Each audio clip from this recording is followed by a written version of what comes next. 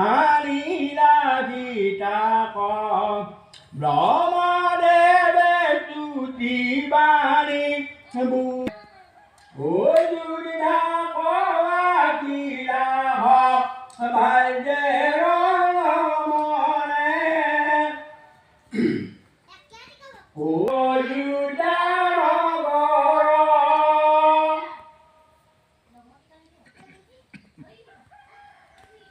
ৰোহিণীত ভৈয়া হৰি ৰাম অৱতাৰ জীৱীৰৰ প্ৰাণ লৈলা মুক্তিৰ প্ৰহাৰ নিশিত তৰণ ৰাম নৰ তোমাৰ পাকনিত আচাৰ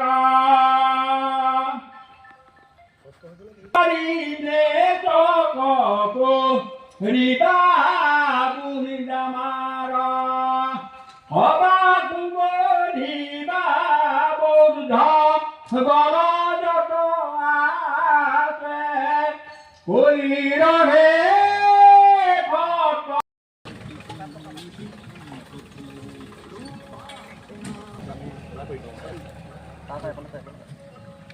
চাইডে এইটো চেনেল ওলাব ন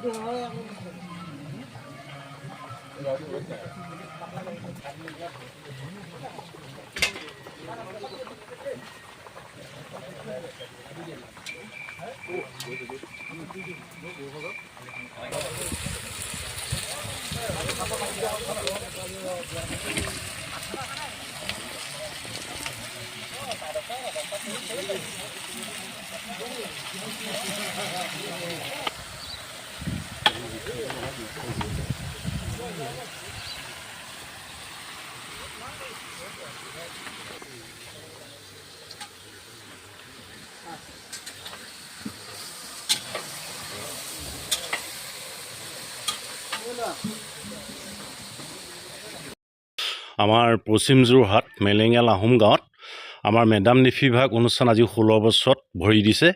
এই 16 বছৰে আমি গোটেই আমাৰ ভৱেন তামুলী দাই কোৱাৰ দৰে আমাৰ প্ৰত্যেকখন গাঁৱে বৰা আহোম গাঁও, মেলেঙীয়াল গাঁও, পুৰমিতি বাগান, বেজগাঁও আটাইকেইখন গাঁও সহযোগত আমি মেডাম নিফি অনুষ্ঠান ভাগ পতা হয়। আৰু এই মেডাম নিফিয়ে উপৰি পুৰুষসকলক আমি সেৱাৰ শ্ৰদ্ধাৰ ভক্তি কৰোঁ, যাতে উপৰি পুৰুষসকলক আমি এই দিনটোতে 31 জানুৱাৰী দিনতে আমি তেওঁলোকৰ পৰা আশীৰ্বাদ লৈ যাতে দেশৰ মংগল হওক, অপ্ৰীতিক পৰিস্থিতি বেয়া যিখিনি গুণা থাকে সেইখিনি যাতে আঁতৰ হৈ গুচি যাওক, এই পবিত্ৰ মেডাম নিফি দিনে আমি সেৱা জনাই উপৰি পুৰুষসকলৰ পৰা আমি আশীৰ্বাদ বিচাৰোঁ।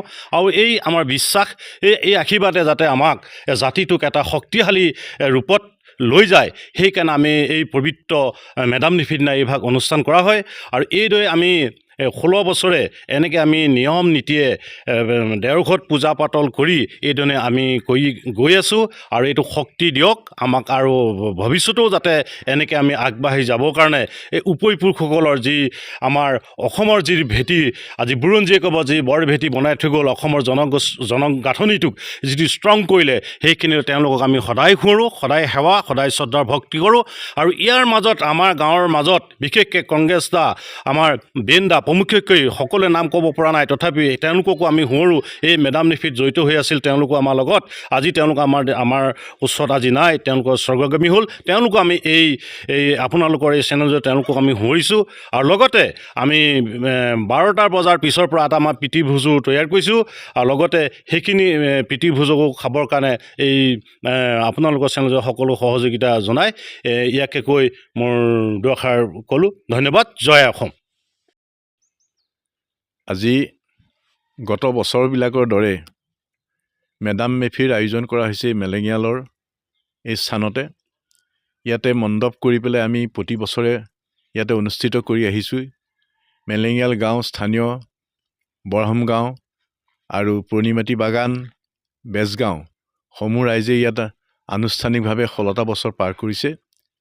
এই বছৰ ষষ্ঠদশ বছৰ। এই বছৰটো গাঁৱৰ ৰাইজে সমিল মিলেৰে ইয়াতে আহি এই অনুষ্ঠানভাগ পাতিবলৈ লৈছে।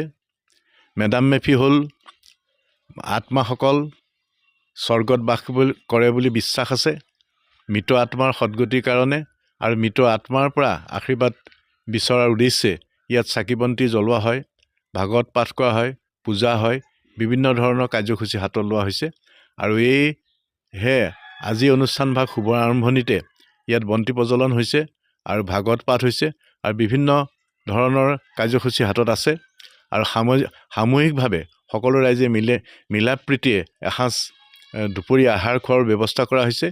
ইয়াৰ উদ্দেশ্য হ'ল আমি প্ৰতি বছৰে ওচৰ চুবুৰীয়া মানুহবিলাক সকলো মিলিজুলি একেলগে থাকি দেশৰ হকে চিন্তা কৰি এক সবল শক্তিৰ জাতীয় চেতনা জাগ্ৰত কৰা আমাৰ মূল উদ্দেশ্য। মেডাম মেফিয়ে আমাক আনি দিছে ওচৰ চুবুৰীয়া কেইবাখনো গাঁৱৰ সমন্বয়ৰ সেতু বান্ধি দিছে আৰু এই সমন্বয়ৰ সেতুত আমি আজি 16টা বছৰে ইয়াত অনুষ্ঠিত কৰিছে। ইয়াত আগভাগ লৈছে ইয়াৰে স্থানীয় যুৱক, এই গাঁৱৰে যুৱ সংঘৰ সভাপতি দীপক গগৈ প্ৰমুখ্যে, বিপুল চেতিয়া প্ৰমুখ্যে কেইবাজনো ব্যক্তিয়ে এই অনুষ্ঠানভাগৰ আঁত ধৰিছে আৰু ইয়াতে প্ৰতি বছৰে আশীৰ্বাদ বিচাৰি এই অনুষ্ঠানভাগ পাতি আহিছে। আমি আশা ৰাখিছোঁ এই মেডাম মেফিয়ে যাতে সমন্বয়ৰ সৃষ্টি কৰে, জাতীয় চেতনা সৃষ্টি কৰে আৰু যিবিলাক অসীয়া অপ্ৰীতিকৰ যিবোৰ সামাজিকভাৱে সমাজ বিৰোধী কামত লিপ্ত থাকে সেইখিনি ধ্বংস হোৱাৰ আমি আহ্বান জনাইছোঁ। যাতে শান্তি সম্প্ৰীতিৰে দেশৰ প্ৰতিজন নাগৰিকে এক আনন্দময় পৰিৱেশ জাগ্ৰত হয়, তাৰ কাৰণে আমি পৰমেশ্বৰৰ ওচৰত প্ৰাৰ্থনা জনাইছোঁ আৰু মৃতকৰ আত্মাৰ সদ্গতিৰ লগতে তাৰ পৰা আমি আশীৰ্বাদ বিচাৰিছোঁ। ধন্যবাদ।